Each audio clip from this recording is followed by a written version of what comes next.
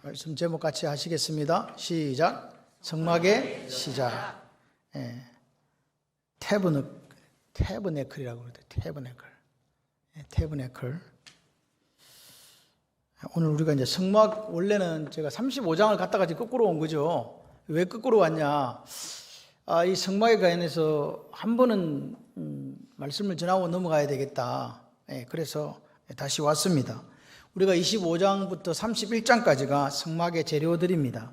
그리고 여러분 잘 아시는 32장에 모세가 시내산에 올라갔을 때 백성들이 금송아지를 지었던 사건 아시죠? 그리고 그들이 하나님 앞에 반역했고, 그리고 거기에서 레위 지파가 다시 복권되는 그 이야기가 34장까지 펼쳐집니다. 그리고 35장부터 다시 사람들이 성막을 지어서 40장까지 봉헌하는 이야기가 그렇게 해서 출애굽기가 마무리를 됩니다. 그렇게 보시면 되고, 이제 오늘 이제 우리가 하나님께서 말씀하신 성막의 시작에 대해서 이제 들어가 볼까 합니다. 1절부터 9절까지를 보시면 이 세 구절로 지금 나눠져 있습니다. 1절에서 9절까지, 10절에서 16절까지, 17절에서 22절까지, 1절에서 9절까지는 예물에 관한 이야기입니다. 뭐에 관한 이야기? 기쁜 마음으로 드릴 예물. 같이 해봐요. 기쁜 마음으로 드릴 예물. 거기에 관한 이야기. 두 번째는 뭐냐니까 언약궤에 관한 이야기입니다. 10절부터 16절, 그 다음에 17절부터 22절까지가 속죄소 시언자에 관한 이야기입니다. 그래서 오늘 말씀은 세 부분으로 이렇게 나누어지고 있습니다. 자, 그렇게 이제 우리가 들어가려니까 갑자기 성막이 뭔지도, 성막 내가 뭔지 모른다. 성막이 뭔데 성막 이야기를 하나 하실 분이 혹 이 중에 계실까봐 제가 여러분 눈으로 보는 동영상을 하나 준비했습니다. 전체적인 성막의 구조를 한번 보시고 말씀을 들으시도록 하겠습니다.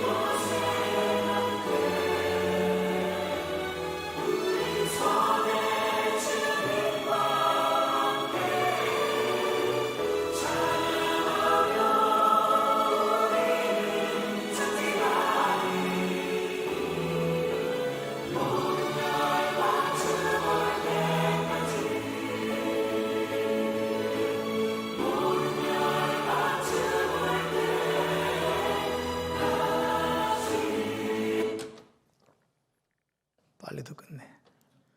이혼을 좀 남겨줘야 되는데.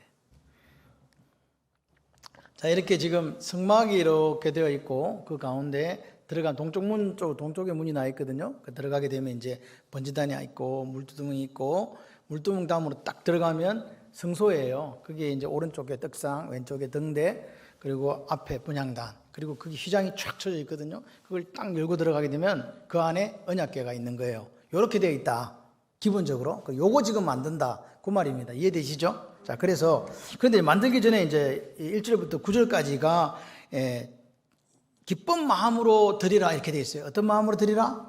기쁜 마음으로 드리는데 예물을 드리는 거예요. 그러니까 시내산에 모세가 올라갔더니 하나님께서 성막에 관한 말씀을 하시는데 중요한 게 8절이에요. 8절이 뭐냐? 내가 그들 중에 거할 성소를 그들이 나를 위하여 짓되, 이렇게 되어 있습니다. 여기 중요한 말은요, 뭐냐니까, 거할 성소에 거할. 누가 거한다?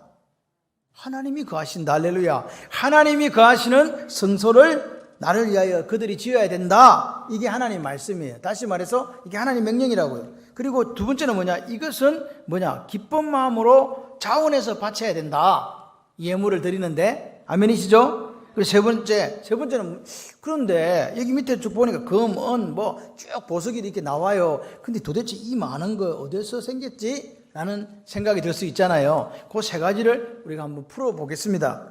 그러면, 자, 볼까요? 첫 번째, 이 지금 중요한 건 이 설계도는 누가 만들었어요? 성막의 설계도를 누가 만들었을까요? 설계도. 모세가 만들었을까요? 하나님이 만드셨다. 하나님 만드셨죠. 그래요. 하나님이 설계도는 하나님이 만들어갖고 모세는 준 거예요. 이렇게 만들어라. 나를 위하여. 알겠지? 내가 거기 거할 거야. 그러니까 하나님이 거하신다. 이게 중요한 거예요. 제일 중요한 말은 거한다는 말이에요. 이 거한다는 말이 내가 너희와 함께 있으리라. 볼지어다 세상 끝날까지 내가 너희와 항상 함께 있으리라. 이게 뭐예요? 임마누엘이지 뭐. 그러니까 하나님이 이스라엘 백성들하고 함께 있겠대요. 이게 중요한 거예요. 이스라엘 백성들하고 함께 있겠다. 성소를 딱 만들어 놓고 그 성소를 통해서 내가 너희들과 만나주고 내가 함께 있겠다. 할렐루야. 근데 하나님은 성소에만 계시는 건 아니에요. 그죠? 하나님 어디 계세요? 온 우주에 편만하신 분이잖아요. 안 계신 곳이 없어요. 온 천지에 충만하신 분이시다. 그래서 오늘 하나님은 당신을 위해 만든 그 성소뿐만 아니라 온 우주에 충만하시다. 특별히 신약시대로 넘어와서는요, 무슨 일이 생겼냐니까, 예수님께서 우리를 위해 죽으시고 부활하시고 성취하신 다음에 예수님께서 내가 너희를 위해서 누굴 보내준다? 내 아버지께서 성령 하나님을 보내준다. 그러면 성령 하나님이 쫙 오시면 오순절 마가다락방의 그 성령 강림 사건으로 말미암아 이제 우리가 뭐가 됐다고요? 성소가 됐다고요. 성전이 됐다고요. 그래서 우리 속에 계세요. 할렐루야. 온 우주에 충만하신 그분이 어디로 들어왔다? 내 속에 들어왔다. 내 속에 들어와서 엔 크리스토가 되는 거예요. 내 속에 들어오신 예수님, 함께 거하시는 예수님. 여러분, 오늘 성령 충만이든 성령 안 충만이든 간에 상관없이 예수를 구주로 영접하시는 분의 마음속에는 성령 하나님이 들어와 계시다, 안 계시다? 아멘이시죠? 그러면 너한테는 왜 능력이 안 나타나냐고 이렇게 반문하신다면 뭐 하지 못해서? 성령 충만하지 못해서 그런 거예요. 여전히 내 속에 성령 하나님이 계세요. 결코 내가 너희를 떠나지도 버리지도 않으리라. 할렐루야. 그러니까 우리가 이 험악한 세상을 살아가시면서 우리가 기본적으로 머릿속에 딱 각인시켜야 될 건 뭐냐? 성령 하나님이 내 속에 계시다. 천지를 지신 하나님 내 속에 계시다. 그럼 뭐가 두렵겠어요? 뭐가 겁이 나? 뭐가 염려가 될까요? 할렐루야. 자, 그래서 봅시다. 오늘 우리 속에 계시는 성령 하나님. 그런데 왜 그러면 하나님께서 어차피 뭐 우리 속에 오실 거면서 뭐 때문에 성막을 지으라 했을까요? 그것은 이 출애굽해서 430일 동안 종살이 하다가 이 온 백성들이 지금 3개월 만에 시내산에 도착한 거거든요. 몇 개월짜리 성도라? 석 달짜리라. 석 달 되니까 잘 몰라. 하나님 아버지가 누군지 잘 모르거든. 그래서 뭐라고요? 어린아이 같은 어린 신자들이기 때문에 그들에게는 뭔가 눈에 보이는 게 있어야 돼요. 가시적으로. 그래서 뭘 만들었다? 성막을 만드신 거예요. 그리고 그 구름 기둥, 불기둥으로 이렇게 하나님이 계신 걸 보여준 거죠. 그러니까 이 친구들이 저기 계시네, 이런 그림으로 성막을 만들게 하셨다. 다시 말해서 이 성막은 같이 해봐요. 예수님께로 인도하는 중요한 모형입니다. 성막은요 다 예수님과 관계가 있어요. 다시 말해 성막을 보면서 누굴 봐야 된다고요? 예수님을 봐야 된다. 아멘이십니까? 성막에 있는 모든 물건이 전부 예수 그리스도를 바라보고 있다. 이 예표다 이 말입니다. 다 예수님을 바라보고 있어요. 그러니까 여기서 중요한 건 뭐냐? 내가 너희와 함께 있다는 강력한 그림 언어가 성막으로 우리에게 등장했다. 하나님 저 뭘 다 충만하게 계시지만 특별히 어린 신자들에게 내가 너희와 함께 있다는 걸 보여주는 그 그림 언어의 강력한 상징이 뭐다? 성막이다. 그런데 아까도 말씀드린 것처럼 지금 신약시대에는 예수 그리스도가 오셔서 우리 안에 뭘 정하신다고요? 거처를 정하시는 너희들이 거룩한 성전인 줄을 알지 못하느냐. 할렐루야. 그러니까 내가 거룩한 성전이에요. 그러니까 거룩한 성전답게 뭐답게? 거룩한 성전답게 사는 저와 여러분들이 되기를 소원합니다. 그래서 우리를 성령의 전이라고 부르잖아요. 할렐루야. 그렇습니다. 자, 그래서 하나님께서 이 성막을 짓기 위해서 백성에게 명령하십니다. 2절에 보세요. 뭐라고 명령하시냐? 내게 예물을 가져오라 하고, 백성에 가서 이야기해라. 내게 예물을 가져오라. 그러면 그 다음에 뭡니까? 기쁜 마음으로 반응하는 사람이 있다는 거죠. 기쁜 마음으로 내는 자가 내게 바치는 모든 것을 네가 받아라 이 말입니다. 무슨 마음으로 내라? 열받아 갖고 막 짜증나게 내라? 기쁜 마음으로 내라? 기쁜 마음으로요. 그러니까 예물을 드린다. 이 예물을 드림에 있어서 가장 중요한 거, 성도들에게 요구되는 마음이 뭐냐니까 같이 해봐요. 기쁜 마음. 기쁜 마음이에요. 그러니까 이 기쁜 마음이 모든 헌금의 원리를 관통한다고 보시면 돼요. 우리가 기쁜 마음으로 드리는 거예요. 억지로 드리는 게 아니라고요. 기쁜 마음으로. 할렐루야. 근데 보세요. 중요한 것은 기쁜 마음으로 우리가 누구한테 드려요? 하나님께 드리죠. 그런데 그 드린 그것을 가지고, 그 예물을 가지고 지금 뭘 만들어요? 예물을 가지고 성막을 만들잖아요. 이 예물이라는 말 자체가 히브리어 테루마거든요. 이게 뭐냐? 기쁜 마음으로 내가 하나님께 드린다. 이게 테루마예요. 기쁜 마음으로 안 드리는 건 예물이 아니야. 오늘 우리가 하나님 앞에 헌금을 드리는 것도 마찬가지로 무슨 마음으로 드려야 된다? 기쁜 마음으로, 즐거운 마음으로. 할렐루야. 그러니까 기쁜 마음이 없으면 하나님은 안 받으시는 거예요. 기쁜 마음으로 가져오는 것을 받아라. 그런데 보세요. 이 예물로 하나님께 분명히 드렸는데 뭘 만들어요? 성막을 만들어요. 성막은 누구를 위한 거예요? 질문이 너무 어려운가요? 성막은 누구를 위한 거냐고요? 나를 위한 거죠. 이걸 이해하셔야 돼요. 분명히 우리가 드리기는 누구한테 드렸는데? 하나님께 드렸는데. 중요한 건 우리를 위한 성막을 만드네? 거기서 하나님이 거하시겠다는 거예요. 그러니까 예물은 도대체 누구에게로 돌아가냐? 이게 중요해요. 누구에게 돌아가요? 결국은 내가 드리기는 하나님께 드렸는데 다시 이게 어디로 돌아와? 내게로 돌아온다고요. 결국 이스라엘 백성들의 유익을 위해 사용된다. 아멘이십니까? 그래서 실제적으로 하나님 앞에 기쁜 마음 예물을 드리면 그것 갖고 뭐 짓고 성막 짓고 레위인들이 살 수 있도록 그렇게 했어요. 그걸 오늘날로 끌고 와보세요. 똑같아요. 그 원리는 똑같아요. 여러분들이 매 주일마다 기쁜 마음으로 하나님 앞에 예물을 드리시잖아요. 그러면 예배당 유지하고 목사 사례비 주고, 또 목사 사례비 준다니 갑자기 인상 쓰지 마시고, 이게 할렐루야. 그렇게 해서 오늘 하나님 예물이 사용되어지는 거예요. 여기에 대해서 혼란을 가지시면, 혼동 가지시면 안 된다. 나는 드리기를 누구한테 드리고 하나님께 드리고 그것이 하나님께서 받으시고 우리를 위해 사용하신다 그 말입니다. 그래서 목사도 있고 다 있잖아요. 아멘이시죠? 그런데 보세요. 그럼 이런 엄청난 재물이 도대체 가져오라는 이 검은 놋, 그 다음에 뭐 청색, 자색, 홍색실, 뭐 배지, 염소, 뭐 털, 뭐 순양의 가죽, 해달 가죽, 다 흉패 물릴 보석들, 뭐 향료, 뭐 기타 등등 어디서 났냐고요? 여러분 기억하셔야 돼요. 원래부터 이스라엘 사람들은 종이 아니었습니다. 노예가 아니었습니다. 원래 그들은 아브라함과 이삭과 야곱은 족장이었고 그들은 부자였어요. 그런데 기근 때문에 애굽으로 뭐 갔다? 잠시 피하려고 자기들 생각에는 내려갔지요. 그러니까 자기들 거 다 갖고 갔어요. 나누고 갔어요. 가나안 땅에 나누고 간 게 아니라 다 가지고 내려갔어요. 그러니까 원래 그 사람들은 부자요. 부자입니다. 두 번째는 어디냐? 출애굽 직전에 하나님께서 말씀하시죠. 애굽 사람들한테 은폐물, 금폐물 구해라. 그럼 줄 거다. 다 얻어왔네. 원래 자기 많은데 거기다 엎어가지고 얻어왔어요.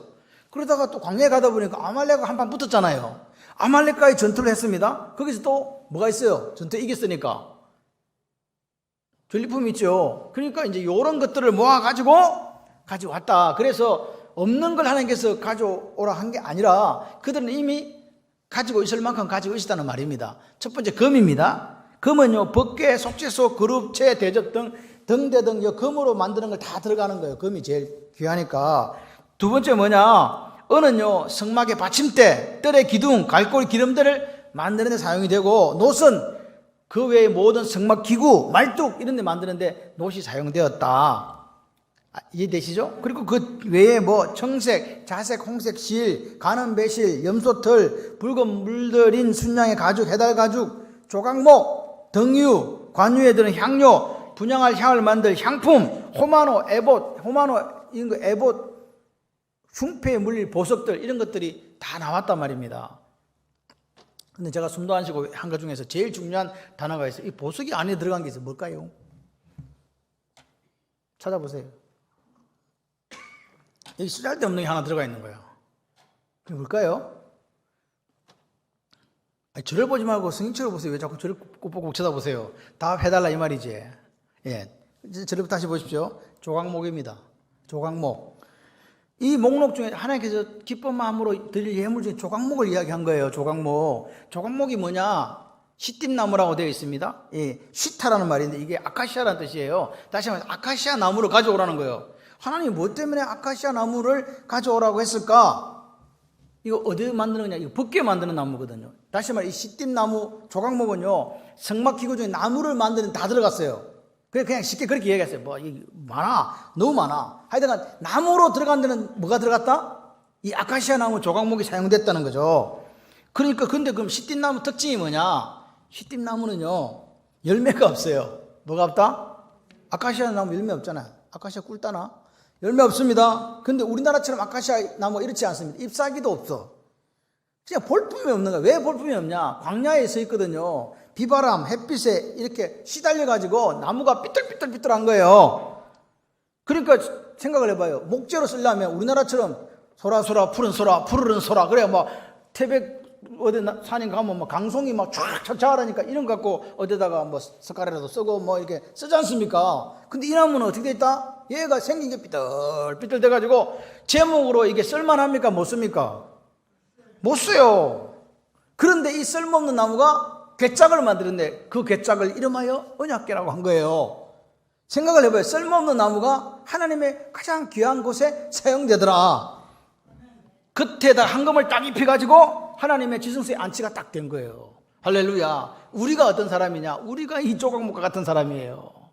예수 그리스도 없으면요, 시절대기가 없어. 근데 예수 그리스도로께서 우리를 그분을 믿음으로 하나님 자녀 삼아주시고 우리를 뭐가 같이 가장 귀한 곳에 사용하는 그런 멋진 인생으로 만들어주시는 거예요. 조각목이도 뭐 상관없어. 누구 만나면 예수님 만나면 역사가 일어나는 거예요. 오늘 이 아침 예수님 만나시기를 바랍니다. 그래서 가장 귀한 곳에 사용되어지는 여러분이 되시기를 바라요. 그런데 왜 하나님이 이 귀한 성막 기구에 쓸데기 없는 시띠나무 이 조각목을 사용했냐 그 말이에요. 조각목은요 어떤 나무냐니까 특징이 있어요. 쫙 힘을 다해서 그 사막 기후, 그 광야의 기후에 살아남으려고 몸부림치는 거예요. 여러분 제가요 농부 아닙니까? 농부. 만평 지금 농사 짓고 있습니다. 내려가시다 보면 이쪽 왼쪽 편에 있어 2개. 5,000평씩. 근데 거기 심은 나무들은요 또 만평이라는 진짜인 줄 아는 거 큰일 났네. 요만해. 그 심어놨는데 얘들은요 보니까 이렇게 잡을 빼면 쏙 나와요. 왜 나올까요? 뿌리가 쏙 빠져나와 버려요. 뿌리가 깊지를 않아. 왜 그러냐니까 얘들이 아는 거야. 내가 때 되면 물 주고 거름 준다는 걸 알아요. 그래서 굳이 걔들은 뿌리를 내릴 이유가 없어. 가만히 있어도 사람이 와서 다 해주니까. 이해되시죠? 근데 저기 바깥에 있는 야생화나 야생 풀들을 보세요. 걔들은요 나와 있는 몸통보다 속에 있는 뿌리가 더 길어요. 왜 그래요? 살아보려고. 아무도 자기들을 돌봐주지 않으니까 살아보려고. 그 비바람에 견디려고 뿌리를 내리고 내려가 물도 찾고 그 망고 풍상을 깨고 그대로 서 있는 거 아닙니까? 여러분 이 아카시아 나무도 꿈이 있었답니다. 시띠나무도. 나도 레바논의 백향목처럼 대한민국의 태백산의 강송처럼 쭉쭉 뻗을 거야 했는데 뻗기는 뭘 뻗어 지금? 예? 강력한 태양열과 새벽에는 마이너스로 내려가는 그 기온 때문에 얼어 죽지 않은 게 다행이고, 예? 그 더위에 안 넘어진 게 다행인 게 이게 시띠나무거든요. 그러니까 폼 잡아봐도 백향목처럼 폼도 안 잡혀. 그래서 나무 모양이 그 견디고 살아남아 보니까 볼품이 없어진 거예요.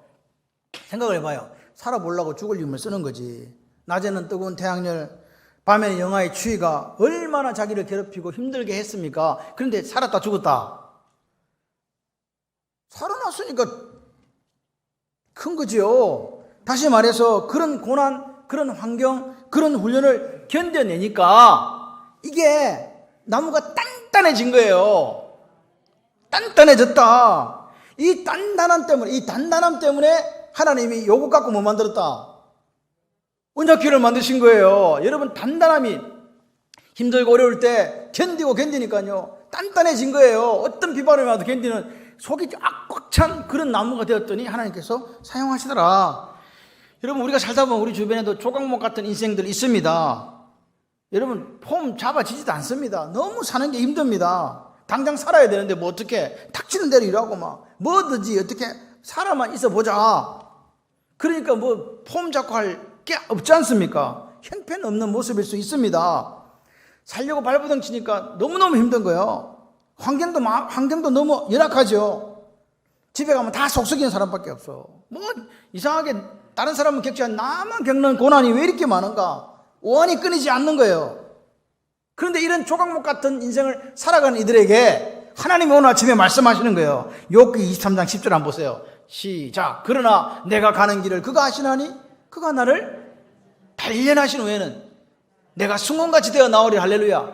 보잘것도 없고 아무것도 아닌데 그분이 단련하시면 그 훈련과 그것을 참아내면 뭐가 있다? 하나님 주시는 복이 있다. 그러니까 뭐라고요? 이런 우리가 예수를 믿는 우리는요, 하나님 천하보다 귀하다고 생각하시니까 어떤 바람 불고 이렇게 어려움 당해도 누구 믿고?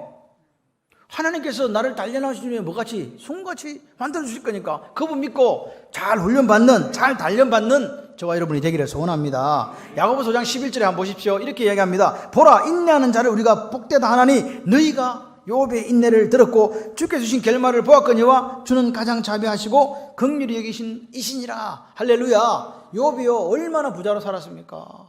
하루아침에요 자녀들 다 죽었잖아요. 하루아침에 재산 다 날아갔잖아요. 하루아침에 아내는 자기를 버리고 도망가 버리고요. 그는요 이 악창이 나가지고 악성 종기가 나가지고 참을 수 없는 그런 비참한 인생이 됐잖아요. 그런데 하나님께서 단련하신 후에 그 코스를 딱 통과하고 나니까 같이 해보실래요? 갑절의 축복받았음. 할렐루야. 갑절의 축복을 받은 거예요. 그러니까 여러분, 오늘 야고보서 5장 13절에 너희 중에 고난당하는 자가 있느냐? 그는 기도할 것이요 즐거워하는 자가 있느냐?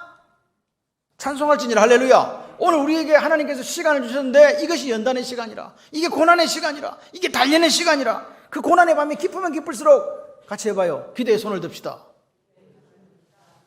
아멘. 기도에 손을 드는 거예요. 기도에 두 손을 들고. 그러면 하나님께서 뭘로 바꿔주냐? 같이 해봐요. 복으로 싹 바꿔주신다. 아멘. 그렇게 되는 거죠. 여러분, 이 쓸모없는 이 조각목이 하나님의 영광이 임하는 귀한 나무로 변했지 않습니까? 우리도 모든 나무 중에 가장 귀한 나무로 변화될 줄 믿습니다. 성막기구 중에 나무로 만든 건 다 들어가. 그 읽어드리려니까 너무 많아. 나무로 만든 건 다 들어간다. 근데 구절 한번 보세요. 구절 한번, 이게 중요한 표현이 있는데, 이 성막에 관한 재료부터 설계도까지 모두 누가 줬다? 물은 내가 내게 보이는 모양대로 장막을 짓고 기구들도 그 모양을 따라 지어지니라. 옛날 성경에는 식양대로, 내가 준 식양대로 하나님께 주셨습니다. 할렐루야. 성막 설계자는 누구? 하나님. 그러니까 다시 말해서 모세에게 환상이나 그림으로 이 성막 그림을 탁 그려준 거예요. 모세가 탁 앉아서 하나님께서 봐봐, 이렇게 지어야 된다, 이렇게 해가지고 다 가르쳐 주신 거라고요. 할렐루야. 그러니까 성막은 누구를 위하여? 우리를 위하여 하나님이 설계하신 거예요. 그래서 이 성막이 누구를 가르치겠어요? 예수를 가르치는 거예요. 이게 잘 보시면 성막에 관한 모든 것이 누구를 가르치고 있다? 예수님. 자, 봅시다. 그러면 첫 번째, 이제 오늘 두 개를 우리가 해요. 법궤하고 속죄소가 두 개를 지금 여기 성경에 기록되어 있습니다. 자, 첫 번째 하나님께서 말씀하신 게 지성소 안에 들어있는 법궤에 관한 거예요. 이 법궤를 증거궤라 그래요. 증거한다. 테스트모니, 뭔가 증거한다는 거죠. 뭘 증거하냐? 지성소 안에 있는 그 성소, 지성소니까 지성소에 가장 중요한 물건이 이 법궤거든요. 언약궤라고 하기도 하고 정극궤라고 하기도 합니다. 그 법궤 안에는 뭐가 있습니까? 이제 여러분 잘 아시는 십계명의 두 돌판이 있죠. 이 십계명의 두 돌판은 하나님 언약의 신실성을 이야기하는 거예요. 그리고 하나님의 공의로운 품성을 반영하는 두 돌판이 딱 있습니다. 그리고 그 다음에 뭐 있어요? 만나를 향한 담아놓은 항아리 있죠. 그 만나는 뭐냐? 예수님이 우리의 뭐가 된다? 생명의 양식이 되신다. 할렐루야. 그리고 아론의 쌍난 지팡이가 있습니다. 그 쌍난의 지팡이는 뭐냐? 같이 해봐요. 예수님의 부활을 상징한다. 예수님의 부활을 상징해요. 자, 그런데 여기서 보시면 이 법궤의 그 크기를 지금 하나님께서 이야기하시는데 뭐냐니까 10절에 그들은 조각목으로 궤를 짜되 궤짝을 만들어라 그 말입니다. 쉽게 말해서 궤짝을 짜되 길이는 2규빗 반, 넓이는 1규빗 반, 높이는 1규빗 반이 되게 하고 1규빗은 45cm예요. 이렇게 보세요. 저를 보세요. 여기서부터 여기까지. 큰 사람은요, 옛날에는 자가 없으니까 손으로 쟀어요. 큰 놈이 유리해. 작은 사람은 짧아갖고 쇼다리, 쇼팔 이러면 좀 곤란해. 어쨌든 중간중점 45cm. 그래서 2규빗 반이 얼마냐? 요즘으로 하면 112.5. 그리고 한 규빗 반은 67.5. 그래요. 그러니까 쉽게 말해서 120cm 정도 되는 길이에 가로 세로 높이 이렇게 67.5cm 되어 있는 직육면체다 그 말입니다. 이해되십니까? 그럼 112.5cm면 커요? 길이가 짧아요? 제 키가 170이요. 하나님 만들려면 좀 크게 만들지. 한 2m 정도 만들어 놓으면 좋잖아. 언약궤를. 그러면 담기도 쉽고 편한데 왜 112.5를 해가지고 일단 십계명 돌판은 들어가는데 그리고 이제 만나 담은 항아리도 들어가겠는데 문제는 이 아론의 쌍난 지팡이에요. 지팡이가 도대체 얼마나 할까요? 여러분 지팡이가 그렇게 작지가 않아요. 그래서 이 지팡이는 안에 안 들어갈 가능성이 많아. 그래서 앞에 놓아놓으라는 말이 있긴 해요. 어쨌든 짧은 지팡이를 넣는지 모르지만 하여간 그렇게 세 가지가 들어가 있다. 근데 이 언약궤 어디다 보관했다고요? 지성소. 가장 성막의 거룩한 곳인 지성소에 보관을 했다. 그리고 이 지성소는 여러분 아시다시피 대속죄일에 대제사장이 딱 한 번만 1년에 한 번만 들어가는 장소입니다. 그만큼 여러분 우리 인생이 귀하고 귀한 존재된다. 할렐루야. 예, 그렇게 존귀한 장소에 보관되었던 언약궤를 만드는 나무가 나다. 예수가 예수되게 하는 사람이 누구라고요? 우리라고요. 우리가 예수를 만들어가는 거예요. 이 땅에. 할렐루야. 보십시오. 그런데 이 법궤에 보니까 조각목으로 만들어 금으로 입혔죠. 여러분 금을 살짝 입힌 게 아닙니다. 이거 여러분 잘 기억하셔야 돼요. 금으로 그냥 도금을 한 게 아니에요. 금이 양이 이게 나무만 그렇다 보지 내가 볼 때 다 그냥 금이에요. 금. 그리고 거기다가 옆에 이 구멍을 4개 내가지고 그 고리를 딱 끼워가지고 꾀를 이렇게 해가지고 장대로 해가지고 딱 고정을 시켜 놓은 거예요. 이해되시죠? 직육면체에 2.5cm 되는 그 길이에 67.5cm 높이에 있는 여기에다가 옆에 네 군데 구멍을 4개 고리를 달아가 딱 이렇게 끼워놔가지고 고정을 시켰다 그 말입니다.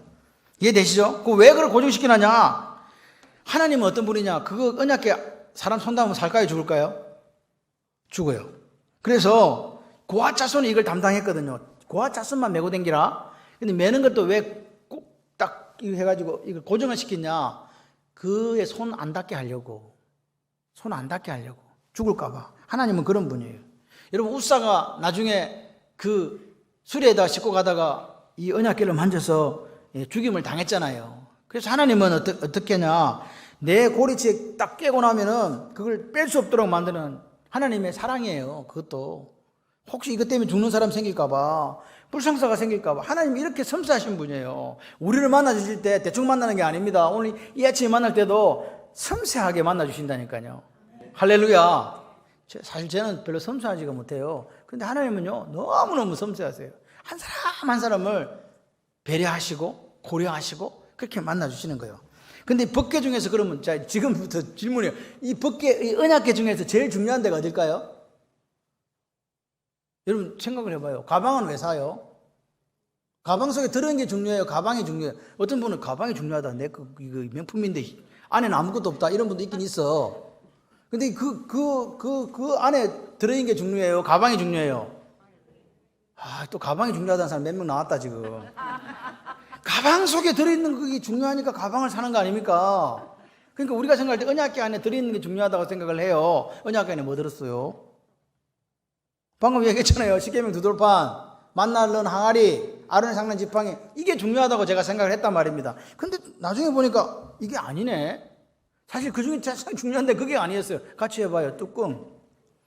세상에 뚜껑이 더 중요하더라니까. 여기 언약궤에 있어서는요. 이 뚜껑이 중요해요. 뚜껑을 어떻게 하면 금으로 다 만들어가지고 그 금 위에다가 그룹 천사를 만드는데 그 뚜껑에 이게 따로 뗀 게 아니라 그 연이어서 붙여가지고 딱 이렇게 만들어가지고 마주보게 만들어 놓은 거예요. 이게 뚜껑이라고요. 이게 뚜껑이 그냥 뚜껑이 아니라 뚜껑에 뭐가 써 있다? 천사 둘이가 마주보게끔 딱 써 있는 거죠. 이렇게 만들어 놓은 거죠. 근데 이거를 지금 이름이 뭐냐? 속죄소예요. 죄를 속해주는 장소란 말이에요. 시은좌, 은혜를 베푸는 자리, 뭘 시트라고 되어 있어요. 이게 왜 그래 됐냐? 이 속죄소는 카포레트거든요. 카포레트란 말이 덮는다는 뜻이에요. 뭘 덮어? 따라해봐요. 덮는다.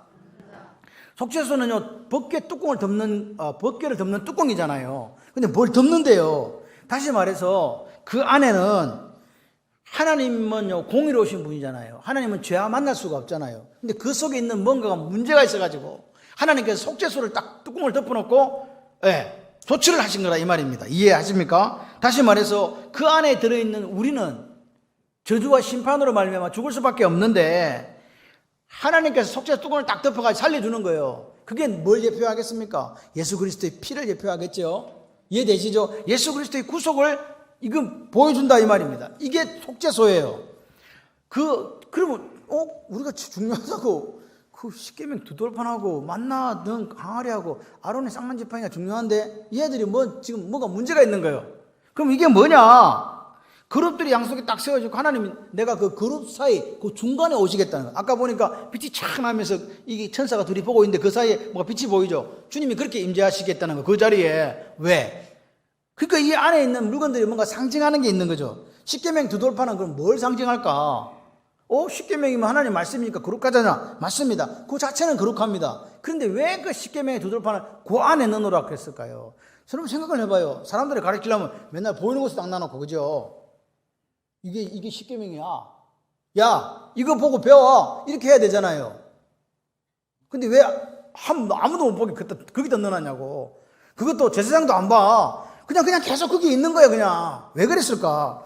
모세가 십계명을 받으러 시내산에 올라갔을 때 백성들이 모세가 내려오지 않자 불안해지기 시작했습니다. 그래서 그들이 이야기합니다. 우리를 인도에 모세가 죽었는지 살았는지 모르니까 우리를 인도하여 낼 신을 만들어라 그래가지고 금을 다 가져와가지고 금송아지 만들어 난리가 났죠. 이 십계명은요, 그때 모세가 내려오면 이것들이 엄난하게 우상 숭배하거든. 돌판을 확 깨버리잖아요. 다시 만드는 돌판이거든요. 이게 뭘 의미하느냐? 바로 백성들의 죄를 의미하는 거예요. 이거 딱 기억나는 게 뭐냐? 백성들의 죄입니다. 그 십계명의 두 돌판의 의미예요.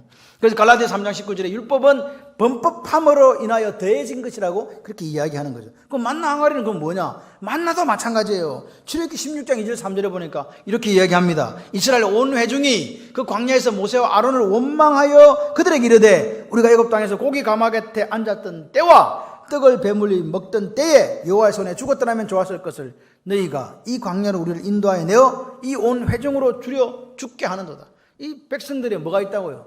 하나님 믿지 못하는 원망이 있었잖아요. 그죠? 하나님 원망이 있었다고요. 그래서 그 출애굽기 16장 33절에 아론에게 이르되 항아리를 가져다가 그 속에 만나 한 오멜을 담아 여호와 앞에 두어 너희 대대로 간수해라. 너희가 그 하나님 원망했던 죄를 기억하도록 간수하라고 한 거예요. 그러니까 만나도 결국 보니까 원망과 불평 때문에 한 항아리 담아다 갖다 놓으라는 거잖아요. 너희들이 나를 믿지 못했구나. 나를 양식을 비같이 내릴 하나님인데 나를 못 믿어? 그렇다면 내가 양식을 비같이 내려줄게. 그 대신에 너희들 이걸 기억해라. 다시 말해서 만나를 담았던 항아리는 뭐냐? 백성들의 불신앙을 의미하는 거예요. 지금 죄입니다. 그럼 아론의 쌍난 지팡이는 뭐냐 이게? 뭐냐고요? 이것은 고라의 반역과 관계가 있는 거잖아요. 코라는요 같은 레위 지파거든요. 그런데 보니까 아론은 저거지만 제사장을 해먹는 거야. 야, 너 우리하고 똑같은데 너것만 제사장, 우리는 맨날 성막 지고 다니고 시다바리하고 못하겠다. 우리도 제사장 좀 하게 해도 너희만 할 거 아니다. 이렇게 하고 달라들었거든요. 모세와 아론의 권위에 도전했습니다. 그랬을 때 어떻게 됐냐? 그 고라와 그 250명의 지휘관들이 땅속으로 획 다 들어가 죽어버렸잖아요. 기억나십니까? 그래서 그때 누가 도대체 하나님 인정하는 사람인지 각 지팡이 12개 가져와. 아침에 보니까 싹이 난 지팡이가 누구 지팡이? 아론의 쌍난 지팡이. 그래서 이 아론의 쌍난 지팡이도 누구의 뭘 지금 의미한다고요? 죄. 백성들의 죄잖아요. 불순종이잖아요. 그러니까 이 증거의 장막이라는 게 뭘 증거한다고요? 백성들의 죄를 증거한다고요. 그래 증거궤예요. 증거궤라는 말이 그 속에 들어있는 것들이 다 증거하는 것들이다. 뭘 증거하냐? 뭘 테스트모니 하냐? 죄를. 그렇습니다. 그래서 이스라엘 백성들의 죄를 증거한다는 거죠. 그러니까 죄가 그 속에 가득해 있는데 이 죄 많은 우리 인생이 하나님을 만나면 하나님은 죄가 없으신 분이잖아요. 그럼 우리는 어떻게 돼요? 같이 해봐요. 뒤진다. 죽어요. 죽으니까 하나님께서 죽일 수가 없으니 거기다가 뭘 설치했다고? 뚜껑을 설치했다고요. 뚜껑을 설치한 이름이 속죄소라. 죄를 덮는 뚜껑이었단 말입니다. 그러니까 그룹들이 날개를 탁 펴가지고 속죄소를 딱 덮고 있는 거예요. 그러면 그 사이 하나님께서 임재하신다 그 말입니다. 죄를 속하는 자리, 속죄소. 할렐루야. 하나님 은혜를 베푸시는 거죠. 아멘이십니까? 그 대속죄일에 제사장이 와가지고 뭐 하냐니까 들어와요. 바깥에 아사셀 염소 한 마리 놔놓고 염소 한 마리 잡아 피를 들고 지금 들어옵니다. 대제사장이 1년에 한 번 딱 들어와요. 들어와가지고 피를 뿌려. 어디다가? 그 시언자 그 속죄소 위에다가 7번 피를 뿌려요. 그리고 그 언약궤 앞에다 또 7번 뿌려요. 하나님께서 그걸 보시고 이스라엘 백성들의 죄를 사해 주시는 거예요. 이해되십니까?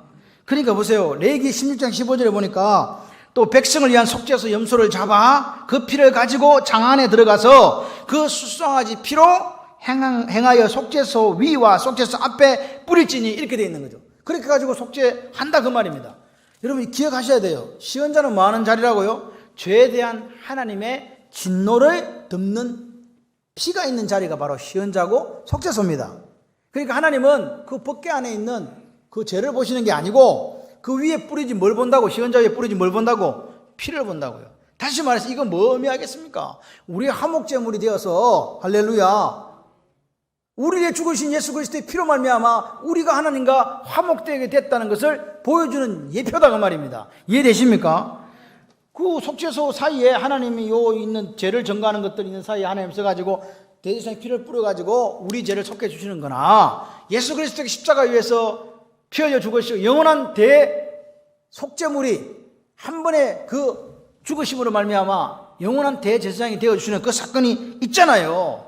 그죠? 그래서 그리스도의 피 때문에 하나님 우리를 뭐라고요? 너 어렵다? 이렇게 해주시는 거라고요. 아멘. 그러니까 보세요. 예수님이 피 흘린 이유가 뭐냐고요? 왜 죽으셨냐고요? 우리 죄를 덮어주시려고. 그러니까 하나님 우리 죄를 보시는 게 아니라 누구 때문에? 예수 피 때문에. 마치 속죄소 역할을 하시는 예수 피 때문에 우리를 어렵다 해주신단 말입니다. 피 흘림이 있은적 사함이 있으리라. 할렐루야. 피가 있어야 되는 거예요. 근데 대제사장이 1년에 한 번씩 하는 건 계속 해야 되거든. 해마다. 근데 예수님이 한 번 죽으셔가지고 그 한 번의 제사로 한 번의 피 흘림을 하면 이제 그런 거 필요 없다는 거죠. 그러니까 우리는 누구만 믿으면 돼요? 예수. 할렐루야. 예수를 구주로 영접하는 그 사람들에게 뭐라고요? 이 어려움을 우리에게 선물로 주시는 거예요. 그런데 여러분 중요한 거는 이 언약궤가 그럼 뭐 했냐 이 말이에요. 이 언약궤가 그러면 거기 있는데 계속 있은 거 아니에요. 한 번 언약궤가 움직이는 때가 있어요. 언제예요? 하나님이 구름이 이스라엘 백성들 야 구름이 떠오르면 너희들도 이사 가라 그랬거든요. 구름 기둥이 쫙 떠오르면 백성들이 보는 거 오! 야 출발해야 된다. 빨리 준비해라. 보따리 싸가지고 집에 이제 따라가야 돼. 그런데 맨 앞에 뭐가 가요? 언약궤가 가요. 언약궤가 간다고요. 민수기 10장 33절에 보세요. 이렇게 이야기해요. 그들이 여호와의 산에서 떠나 3일 길을 갈 때에 뭐가? 여호와의 언약궤가 그 3일 길에 어떻게 했다? 앞서가며 그들의 쉴 곳을 찾았다. 할렐루야. 언약궤가 지금 앞서가는 거예요. 그들이 쉴 곳을 찾기 위해서 언약궤가 먼저 갔단 말입니다. 이스라엘 백성이 먼저 간 거 아니에요. 이 언약궤가 누구를 상징한다고요? 같이 해봐요. 예수 그리스도. 그러니까 예수 그리스도는요 우리를 인도하시는 분이에요. 이 언약궤가 뭐냐? 인도자 역할을 감당했다. 선한 목자이신 예수님께서 우리를 인도해 가신 줄 믿습니다. 보세요. 양들은요, 희한해요. 양들은요, 목동이요, 뭐 자기들이 암호가 있나 봐. 뭐라고 딱 부르면요, 이렇게 가다가도 팩 돌아가요. 그 많은 양을요, 목동 한 사람이 몰고 다니더라니까요. 무슨 말이냐? 선한 목자된 예수님이 우리를 앞서 가시는 거예요. 은약궤처럼. 인도에 가신다. 할렐루야. 요한복음 10장 4절에 이렇게 얘기합니다. 시작. 자기 양을 다 내은 후에 앞서 가면 양들이 그의 음성을 아는 고로 따라온다. 오늘 우리는요, 언약궤 되신 예수님이 말씀하시면 그 음성을 듣고 뭐 하기만 하면 돼요? 따라가기만 하면 돼요. 할렐루야. 그러면 선한 목자이신 예수님이 우리를 어디로 인도하실까요? 쉴 곳으로 인도하시는데 10편 23편에 보니까 푸른 초장 쉴만한 물가로 인도하신다. 할렐루야. 이스라엘에서는요, 푸른 초장 쉴만한 물가란 말은 다 있다는 말이에요. 물만 있으면 돼요. 사막에 물만. 사막에 샘이 넘쳐 흐르리라. 할렐루야. 막 갑자기 이런 것도 나오고 난리 났다 지금. 그러니까 보세요. 제가 노래를 부르고 이런 일이 생기네. 안 부르도록 하겠습니다. 죄송합니다. 무엇보다도 선한 목자 되신 예수님께서 우리에게 뭘 주신다? 힘을 주신다. 할렐루야. 쉴 곳을 찾아주시는 분이 예수님이에요. 오늘 아침에 예배드리러 왔는데 힘들다, 피곤해 죽겠다 하시는 분들은 마태복음 11장 28절의 말씀을 기억하시면 좋겠습니다. 시작. 수고하고 무거운 짐자들아 다 내게로 오라. 내가 너희를 쉬게 하리라. 할렐루야. 예수님이 그런 분이에요. 그분의 음성을 듣고, 할렐루야, 그분의 음성을 듣고 내 무거운 인생의 짐을 그분에게 나와가지고 맡겨드리면 돼요. 지금도 안 맡기는 사람이 있어. 예배드리고 또 지고 가. 제가 제일 안타까운 분들이 누구냐니까, 기도하러 왔는데 기도 열심히 하고 안 되겠지, 그자 다시 지고 가자. 그래 또 지고 가요. 매일 그래요. 다람쥐 쳇바퀴 돌시. 주님 뭐라고 말씀하시냐? 내가 네 인생을 인도해 주겠다. 근데 영적인 원칙인데 그게 뭔지 아나? 내 말을 듣고 네 무거운 인생을 짐을 네가 들고 있지 말고 들고 와서 내 앞에 나와서 나한테 맡겨라. 그러면 믿음으로 맡긴 너에게 내가 뭘 주겠다고? 쉴 곳을 주겠다고요. 힘을 주겠다고요. 그러니까 오늘 우리는 힘들고 어려울 때 같이 해봐요. 찬양과 기도로 내 인생의 짐을 하나님께 맡기겠습니다. 할렐루야. 그러면 예수 그리스도께서 우리에게 뭘 주신다고요? 힘을 주신다. 그분이 우리의 하나님이세요. 우리가 이 언약궤와 속죄소를 통해서 느끼는 게 뭡니까? 예수 그리스도께서 나를 위하여 피 흘려 죽어주셨구나. 언약궤가 예수님이구나. 그분을 따라가야지. 내가 조각목 같은 인생이었구나. 근데 나는 예수님만 있으면 하나님께서 나를 존귀한 인생으로 만들어준다. 아멘이십니까? 여러분, 예수 그리스도의 피가 오늘 우리를 있게 하는 건 아닙니까? 여러분, 힘들고 어려울 때 어떻게 하십니까? 양은 목자의 음성을 듣잖아요. 그 목자의 음성을 듣는 여러분이 되시기를 바라요. 말씀을 듣는 여러분이 되시기를 바랍니다. 말씀의 자리에 있으시기를 바랍니다. 예배의 자리에 있으시기를 바랍니다. 그리고 와서 우리의 짐을 그분에게 맡겨드리기를 바라요. 뭘로? 믿음으로. 내가 해결하려고 하면 너무 힘들어요. 그런데 오늘도 그런 기둥 불기둥으로 우리를 인도하시는 그 하나님을 만나시기를 바랍니다. 주님께서 성막을 만든 이유가 뭐라고요? 내가 거한다. 내가 너희와 항상 함께 있으리라. 볼지어다 세상 끝날까지 너희와 항상 함께 있으리라. 할렐루야. 이 임마누엘의 하나님이 우리의 하나님이에요. 그 하나님에게 우리가 맡겨드리면 그분이 우리에게 우리가 생각하지도 못하고 꿈꾸지도 못한 그 은혜를 베풀어 주시는 줄 믿습니다. 여러분, 우리는 지금 이 시대가 염려할 게 너무 많아요. 걱정할 게 너무 많아요. 그러나 그 염려, 그 걱정 누구에게 맡겨드리라고요? 목자 되신 예수께 맡깁시다. 그러면 인생에 힘을 주시는 그 하나님이 앞서 인도하시며 우리의 쉴 곳을 찾고 그 문제를 해결해 주실 줄 믿습니다. 오늘 우리에게 베푸신 은혜가 얼마나 큰지 아는 하루가 되기를 바라요. 이 11월 마지막 주일입니다. 우리는 계획상으로는 이게 마지막 주일이에요. 다시 우리는 새로운, 사실 한 달 앞서 2022년을 시작합니다. 꿈꾸는 한 해가 되시기를 바랍니다. 하나님이 오늘 우리와 함께 하십니다.